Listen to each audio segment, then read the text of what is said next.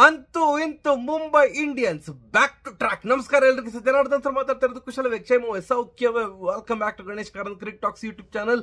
ಕಾಶ್ಮೀರದ ಪಹಲ್ಗಾಮ್ ಇಂದ ಈ ವಿಡಿಯೋ ಮಾಡ್ತಾ ಇರೋದು. ಸೊ ರೂಮ್ ಲೈಟ್ ಎಲ್ಲ ಅಷ್ಟಕ್ಕಷ್ಟೇ ಉಂಟು, ಅಡ್ಜಸ್ಟ್ ಮಾಡ್ಕೊಳ್ಳಿ. ಅಂತೂ ಇಂತೂ ಮುಂಬೈ ಇಂಡಿಯನ್ಸ್ ಟ್ರ್ಯಾಕಿಗೆ ಬಂದು ನನಗೆ ಪರ್ಸನಲಿ ಭಾರಿ ಖುಷಿ ಆಯ್ತು. ಯಾಕಂತಂದ್ರೆ ಎಂತ ಮಾರೆ, ಬುಮ್ರಾ ಇಲ್ಲದೆ ಈ ಟೀಮ್ ವಿನ್ನಾಗ್ಲಿಕ್ಕೆ ಆಗೋದಿಲ್ವಾ ಅಂತ ಅನ್ಸಿದಂತದ್ದು. 2-2 ಸೋತಾಗ, ಆ ಪಂದ್ಯಗಳನ್ನು ಸೋತ ರೀತಿ ನೋಡಿದಾಗ ಇದೆಂತಾಗಿದೆ ಇವರಿಗೆ, ಬ್ಯಾಟಿಂಗ್ ಇಲ್ಲ ಬೌಲಿಂಗ್ ಇಲ್ಲ ಎಂತ ಸಹ ಇಲ್ಲ, ಛ ಅಂತ. ಬಟ್ ನಿನ್ನೆ ಛ ಅಲ್ಲ, ವಾ ವಾ ವಾ ವಾ ಅಂತ ಅನ್ಸ್ತಾ ಇತ್ತು.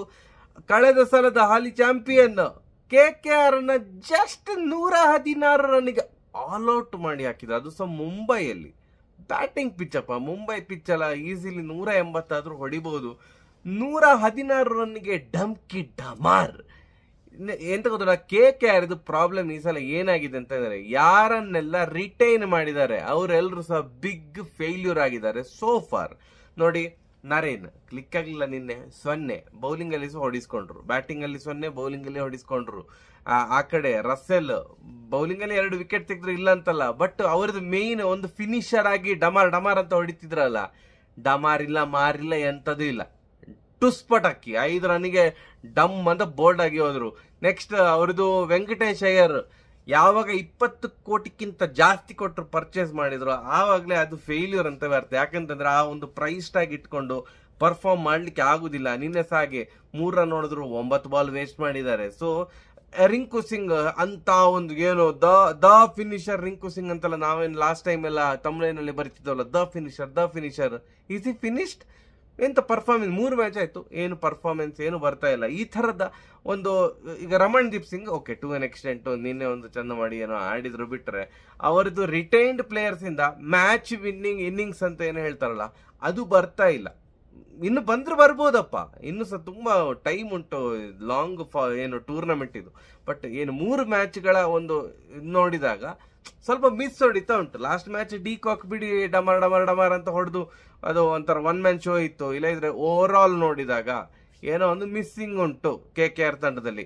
ಫಸ್ಟ್ ಬ್ಯಾಟಿಂಗ್ ಮಾಡಿದಂತ KKR ಡಿ-ಕಾಕ್ 1 ರನ್ನಿಗೆ ಔಟು, ಆ ಕಡೆಯಿಂದ ನರೇನ್ 0, ಒಟ್ಟು 7 ಓವರ್ ಆಗುವಾಗಲೇ 5 ವಿಕೆಟ್ ಹೋಗಿ ಆಗಿದೆ. Credit goes to Ashwani Kumar. ಯಾರು ಮಾರ್ರೆ, ಫಸ್ಟ್ ಮ್ಯಾಚ್ ಅಲ್ಲಿ ನೋಡಿದ್ರೆ ವಿಘ್ನೇಶ್ ಪುತ್ತೂರು ಹೀನಾಯವಾಗಿ ಸೋಲ್ತಿದ್ದಂತಹ ಮ್ಯಾಚ್ ಅನ್ನ ಅವರು 3 ವಿಕೆಟ್ ತೆಗೆದು 19ನೇ ಓವರ್ ತನಕ ಎಳ್ಕೊಂಡು ಹೋದ್ರು ಮುಂಬೈ. ಹಾಗವೇ ಯಾರು ಮಾರ ವಿಘ್ನೇಶ್ ಪುತ್ತೂರ್, ಎಲ್ಲಿಂದ ನೀವು ಕರ್ಕೊಂಡ್ಬಂದ್ರಿ? Mumbai scouting team hats off ಲಂಗ್ ಪುಸ್ಕ್ ಅಂತ ಎಲ್ಲರೂ ಸಹ ಹೇಳಿದ್ರು. 2ನೇ ಮ್ಯಾಚ್ ಅಲ್ಲಿ ಅಷ್ಟು ಹೊಗಳಿದ ಮೇಲೆ 2ನೇ ಮ್ಯಾಚ್ ಅಲ್ಲಿ ಎಂತ ಟೀಮ್ ಕಾಂಬಿನೇಷನ್ ಆಚೀಚೆ ಮಾಡಿ ವಿಘ್ನೇಶ್ ಪುತ್ತೂರ್ ಅವ್ರನ್ನ ಆಡಿಸ್ಲೇ ಇಲ್ಲ. ಅವಾಗ ಇದೆಂತ ಯಾವ ನಮ್ಮನಿ ಮಾರ ಅಂತ ಅನ್ಸಿದಂತ. ಹೌದು, ನಿನ್ನೆ ವಿಘ್ನೇಶ್ ಪುತ್ತೂರ್ ಅವ್ರನ್ನ ಹಾಕೊಂಡ್ರು. ಮತ್ತೊಬ್ಬ ಪ್ಲೇಯರ್ಗೆ debut match, it is Ashwani Kumar.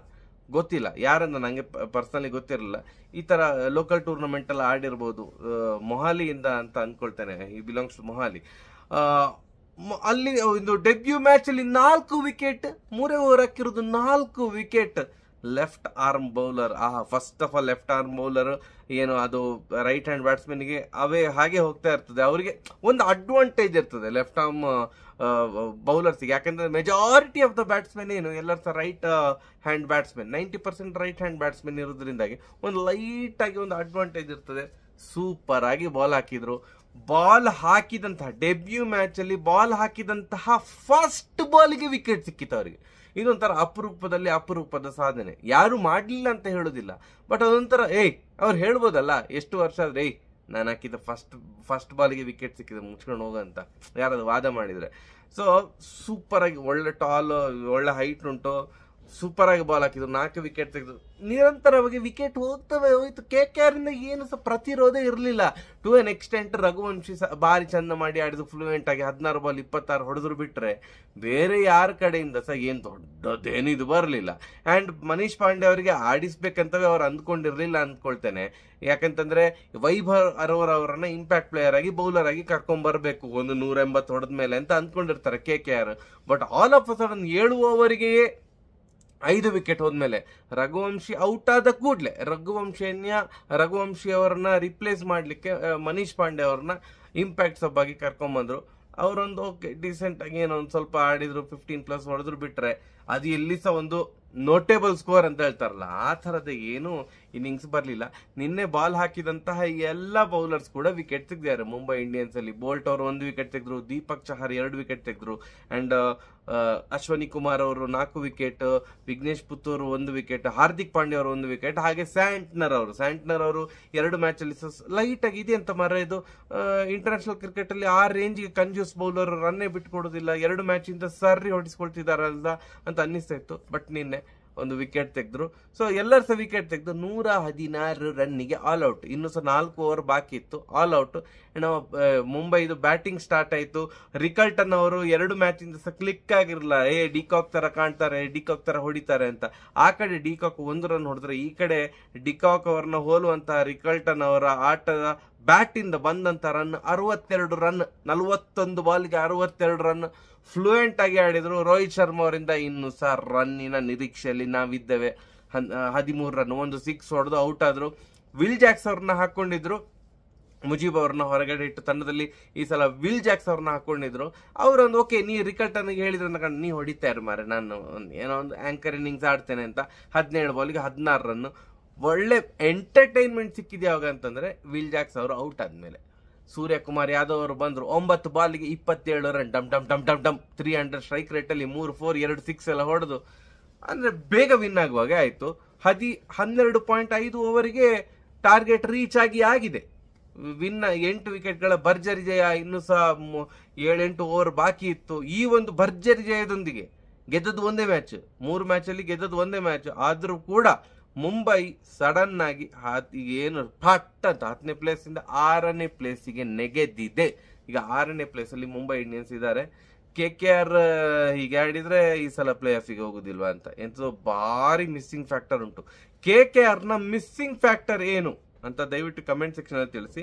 Mumbai ಏನು ಹೋಪ್ ಮಾಡ್ತದೆ ಅಂತಂದ್ರೆ, ಬುಮ್ರಾ ಅವರು ಬರುವ ಮೊದಲು ಒಂದಿಷ್ಟು ಮ್ಯಾಚ್ಗಳನ್ನು ಗೆಲ್ಲುವ ಮಾರೆ. ಬುಮ್ರಾ ಅವ್ರು ಬಂದ್ಮೇಲೆ ಆಟೋಮೆಟಿಕಲಿ ಟೀಮ್ ಸ್ಟ್ರಾಂಗ್ ಆಗ್ತದೆ ಅಂತ.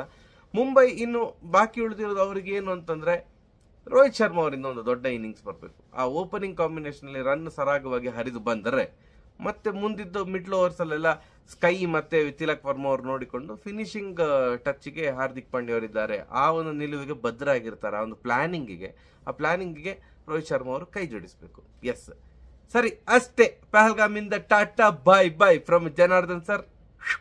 ನಮಸ್ಕಾರ.